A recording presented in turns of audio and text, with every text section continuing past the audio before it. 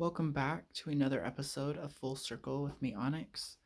And so now let's kind of get more into the meat of this video, this frustrating experience I keep encountering in, I would call them New Age occults, New Age worlds.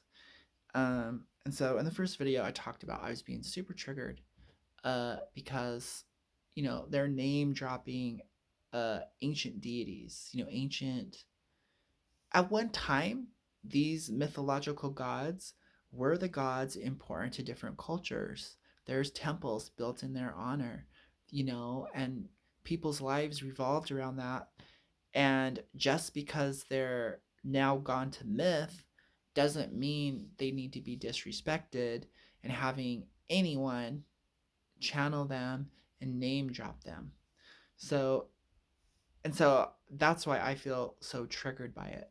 And the information that they're bringing through isn't anything you can't just pick up an occult book and read, or a science magazine, or go to a university class and understand and apply those principles to your own life. And so I just feel like a lot of people are just getting FaceTime. They're getting high on sitting on the throne and telling us what to do and thinking that they know everything. You know, I'm like there's a lot of misleading false gods, false, you know, and in the name of freedom, in the name of love, in the name of light. I don't think so. I would call this the glamour effect, the illusion of the illusion being cast. So, what's very mainstream and very well known, yet kind of misunderstood, is reflection and projection. It's heavily used in psychology and it's heavily used.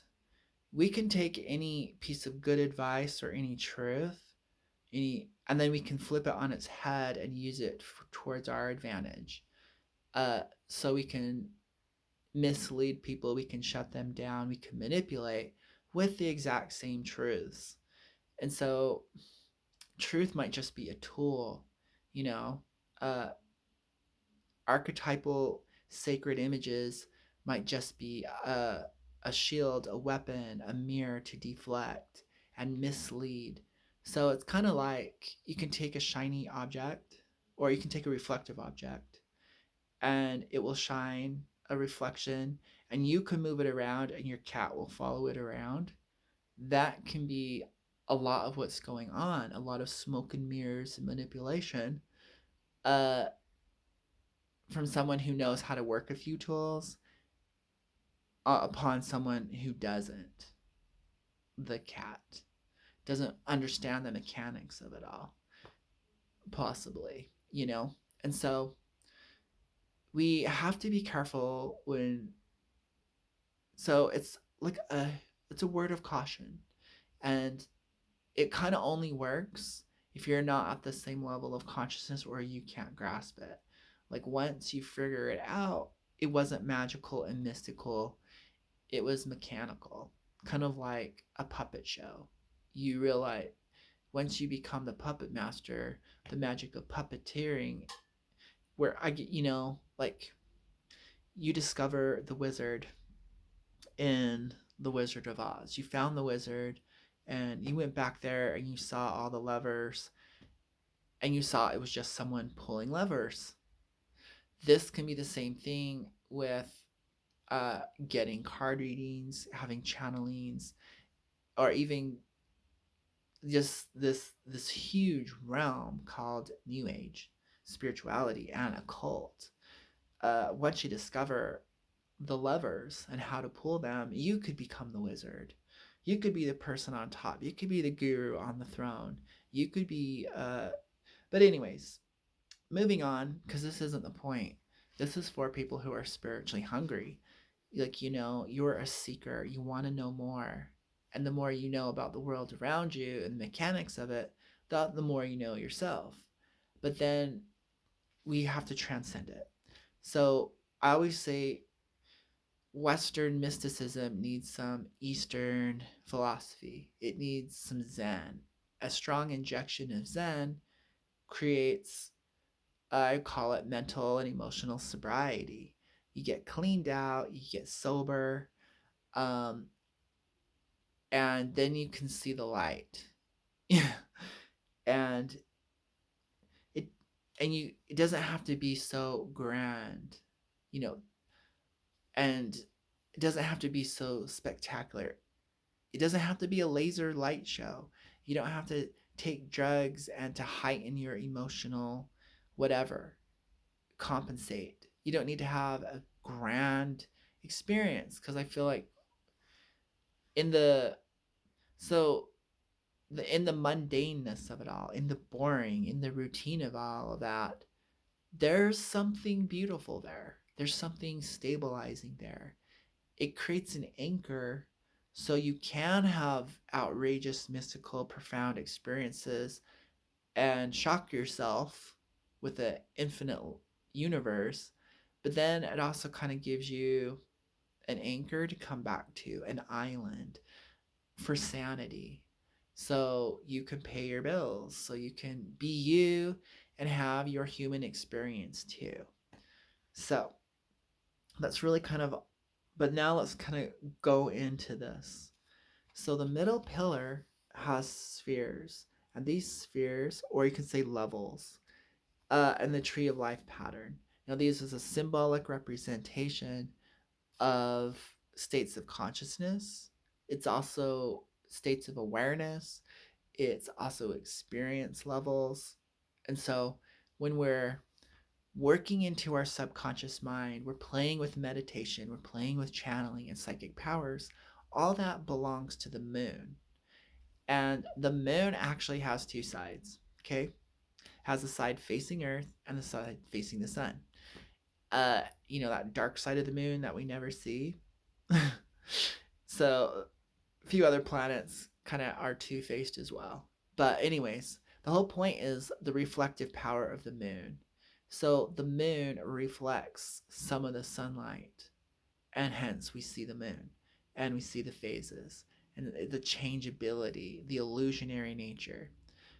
So we can kind of peer a bit into our subconscious. We can expand our awareness and our consciousness, and we can start to have astral plane experiences, psychic experiences.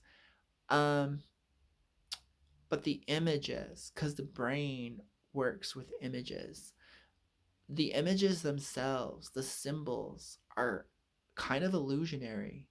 When you mistaken the reflection as the actual thing, you're caught in the illusion. So the 3D world, the matrix that everyone's talking about, and the simulated reality, the video game, is kind of like a holographic illusion. Did we not think that our inner experience of it all could also be some type of holographic illusion? And so, from the perspective, so the archetypes could just be containers, vehicles, channeling energy, ways to access.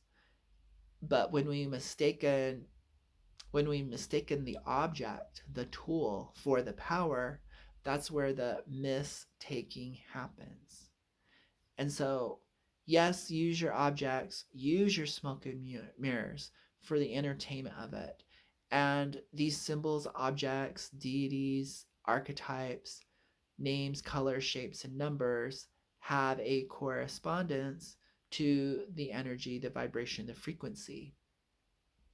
So, occultists, hermeticists studied all this, okay, the best of their ability, and they came to realize these are energy containers. The light reflecting on the image, casting its reflection and shadow, create an image, but the light itself is still true. And the refracted light into the rainbow, those colors are true. And so we can still look at them in their separateness. We can look them in their whole. We can look at what's being cast on the screen as valid, but we can also look at the mechanics of the casting moving through the lens, but we can also look at the source. And at each stage, none is greater than the other. They all have value. It just depends upon what you're understanding, what you're getting out of it, and why you're using it. So, but I'm just saying, we can all get hoodwinked. We can all get misled with new woven, I call it the new age mythology. And like I think religion has its mythology. So I say religious mythology. So it gets mythologized or symbolized, and then we can use it as a pattern to help understand life, our daily life, personal meaning. And so I feel like meaning isn't fact. Truth isn't universal. It's personal. It's not set in stone. It's not absolute. So that's kind of what we're saying with the changeability of everything.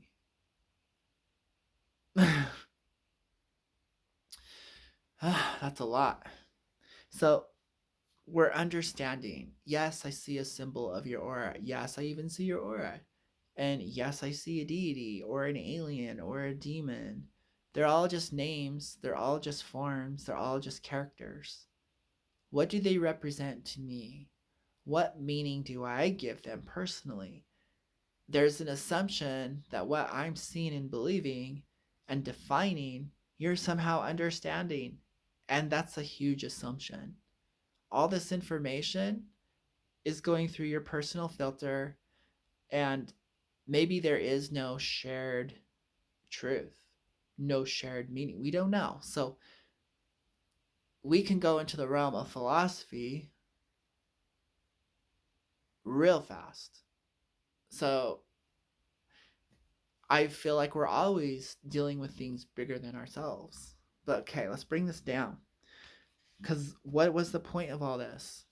So in the Kabbalah, it kind of gives us keys and clues to the illusionary nature of reality. So it's no wonder that the moon card is way down low on the tree of life, way down here. Okay? The sphere above the moon is the sun, kind of like our planets, you know, moving on out. And so here's the moon, the moon orbits the earth. Notice that it could sink down even lower into the underworld. So the moon in its dark nature, the subconscious and its ability to collectively drag us down as a collective unconscious is kind of never. So that's where we do one of those magical things.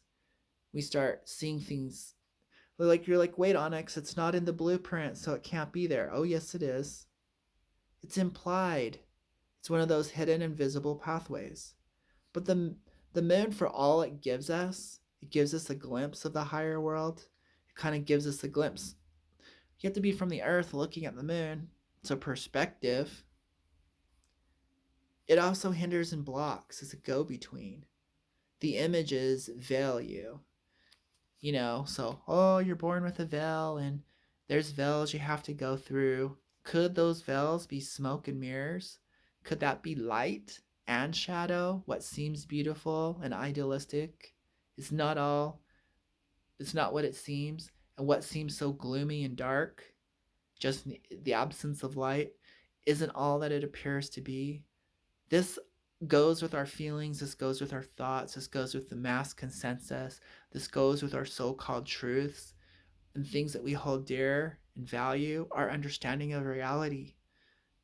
So we move, the moon moves, and so this is a pathway of ascension. The middle pillar, where are you at? So you have some psychic gifts and you're channeling and you're seeing, you're using your 5 clairs, you're still stuck down here. Everyone thinks they arrived. And in the Kabbalah, they're saying, bro, you're just barely moving out into a bigger universe. So don't take all of that as your truth. I mean, it obviously is for a bit. You've expanded your awareness, into your subconscious, if there even is one. And that's great and all, and play in those worlds. Get familiar with the moon, but then transcend it. And this is where the rays come in. Very misinterpreted. Um, but basically, all the archetypal symbols, all the patterns, numbers, and things can be organized into a color code system. And so we talk about that clear crystal, the reflected light of the rainbow, and we find out things start to match up, and there is patterns reflected as above, so below, as within, so without. So then we're just working with energy, frequencies, and patterns. And the law of correspondence is basically what makes magic make sense. So once you apply the pattern to it, whether the pattern is the tree of life, the pattern is the flower of life, these universal patterns, you then can start to understand, work, and manipulate and make magic and science, and understand the mystical religious experiences you're going through, the the experience. So now you can kind of work with it and understand with it better. And so the sun, with all its rays, makes sense. All paths are ones. And so now we're working with energy and the higher astral light. So astral plane means light. If the worlds you're going to are shadowed, you're still playing in the lower subplanes of the astral plane of the moon. And so they all work together. They're all necessary, from source energy all the way down to earth manifested or whatever.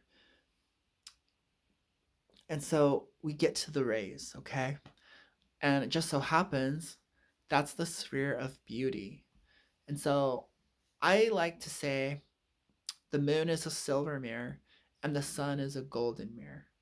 But I really and I really start seeing the sun as a mirror as well, because I realize source energy is coming into this universe, the life animating energy, with the pattern, the coding, the instruction, which you could then interpret as the will, is taking manifest at an energy level as sunlight. Is taking manifested what you can perceive, the reflection of it, not the source of it, but the reflection of it. We see it in flowers, we see it in symmetry, we see it in, there's a something that you just can't put your finger on, and that's beauty. It's like goes beyond the five senses, yet it kind of touches the five senses, and you're attracted to it, like we're attracted, like plants are attracted to the sun, and like we're attracted to beauty and nature, and it's attraction, it's poetry, it's, and the artist kind of gets magnetized and obsessed with their muse. And so this level of attraction, this level of awe, this level of, and so then we experience it as positive feelings, or we experience as wanting to be in that light, wanting to be wrapped up in that beauty, that comfort. So then it translates as beauty. You know, you could put any other word in there, but it's like this mysterious. The artist can never really, they're haunted by the beauty, the enchantment. So this could be a romantic desire. When you really look at it, they're just people. Uh, but there's other things going on behind the scenes. It's the energies and frequencies. So we look at it, we say, oh, these are angels. Oh, these are deities. Oh, these are gods. These are demons. These are archetypal patterns, idealistic images magnified. These are containers, and they're vehicles channeling the energy called a ray. So the Archangel Michael, it might be the ray of protective power, strength, courage and protection. Raphael might be the ray of healing energies and frequencies. So let's say now you're a healer. Within that ray is the Archangel Raphael, whether you're working with plants, animals, medicine. And so then we say, oh, that corresponds and associates with this. So then you could go to that archetypal image to tap that ray of energy. That ray of energy is still information, and it's a very strong, clean level. Looks like we just lost our video.